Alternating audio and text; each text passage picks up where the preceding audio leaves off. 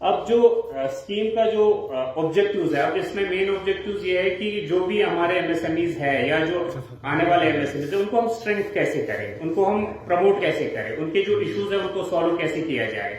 जो गवर्नमेंट या जो इंस्टीट्यूशंस बहुत सारे जो एमएसएमईज के अंडर काम कर रहे हैं, एमएसएमई जो है मिनिस्ट्री के अंडर काम, उनको हम कैसे जो है स्ट्रेंथ किया जाए, उनके जो इश्यूज है वो कैसे हम जो है उनको जो है हम एड्रेस किया जाए, उनके जो भी प्रॉब्लम्स है उनको हम किस हद तक जो है इस रैंप स्कीम के थ्रू हम उनको एड्रेस कर सकते हैं।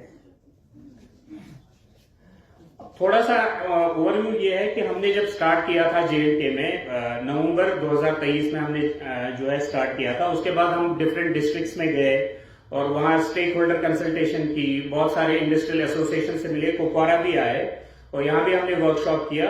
और उसके बाद एक एसआईपी स्ट्रेटेजिक इन्वेस्टमेंट प्लान बनाया जो कि यूटी गवर्नमेंट ने अप्रूव किया है। भी सजेशंस आरबीआई कमेटी की थी जो कि कोविड के हालात है या जो कि हमारे प्रिवेलिंग चैलेंजेस होते हैं एमएसएमईज के, उनको हम कैसे टैकल कर पाए और हम एमएसएमईज को कैसे बेनिफिट कर पाए, उस चीज के लिए स्कीम को लॉन्च किया था 2022 में।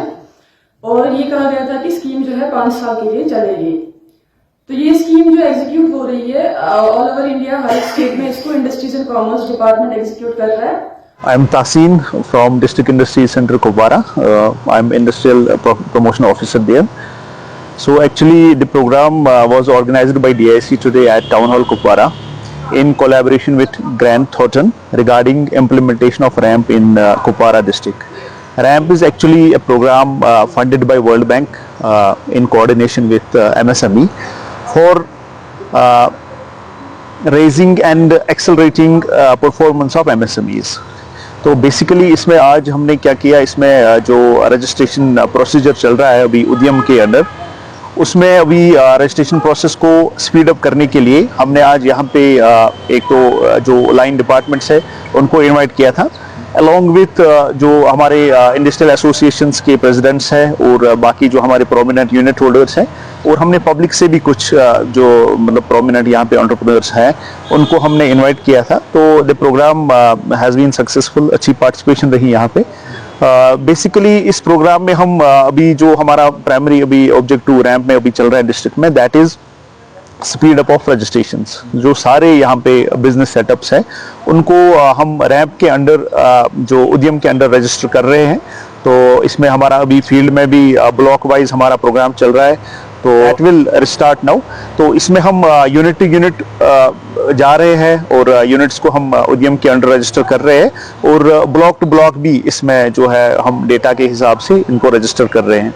दूसरा इसमें एक्चुअली जो बेनिफिट्स प्रोवाइड होते हैं इस उद्यम रजिस्ट्रेशन के बाद यूनिट्स को, उसमें सबसे पहले तो ये रजिस्टर होते हैं, वैसे तो ये अनऑर्गेनाइज्ड सेक्टर में काम करते हैं, इसमें ये थोड़ा रजिस्टर होकर एक प्लेटफॉर्म पे आते हैं।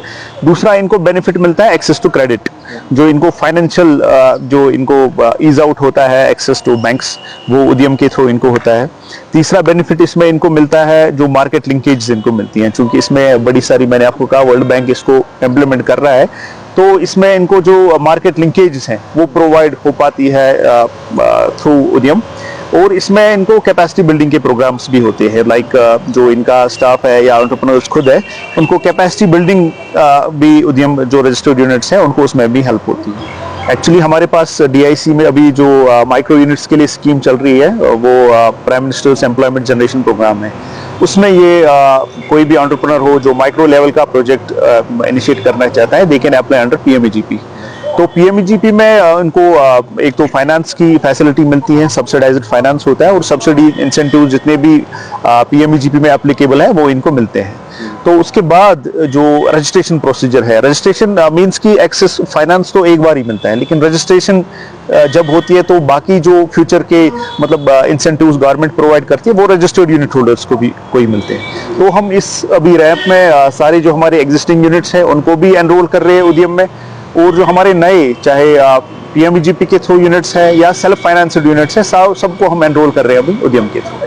मैसेज यही है कि जो अनएम्प्लॉयड यूथ है वो चूंकि अप्लाई कर रहे हैं गवर्नमेंट जॉब्स के लिए भी या बाकी सेक्टर्स भी यहाँ पे अवेलेबल हैं, और जिनको लग रहा है कि उनको नहीं मिल रही opportunity to go through the government जो एग्जाम्स वगैरह उनके थ्रू, तो उनके लिए एक अच्छा मतलब सेटअप यहाँ पे है।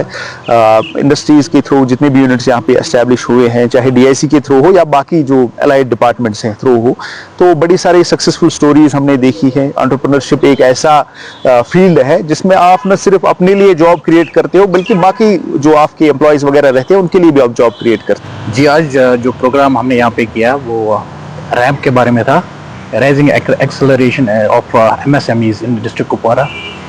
तो ये मेनली जो MSME सेक्टर में जो माइक्रो स्मॉल और मीडियम इंटरप्राइजेस के यूनिट्स हैं, जो छोटे मोटे यूनिट्स हैं यहाँ पे, उनको रजिस्ट्रेशंस वगैरह प्रोवाइड करने में जो इंटरवेंशंस हैं वो प्रोवाइड करते हैं हम। तो इसमें सबसे इम्पोर्टेंट ये है कि इसमें एक सर्वे की गई थी कि MSMEs जो है यहाँ पे सपोज X नंबर्स है, तो लेकिन जो रजिस्ट्रेशन वो बहुत ही कम है, तो लगभग अबाउट 50% ऑफ दैट।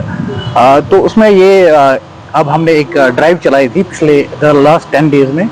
उसमें ये था कि जो भी हमारे MSMEs है उनको रजिस्टर कराएं अंडर उद्यम। तो ये इसका मेन एक पॉइंट था जी।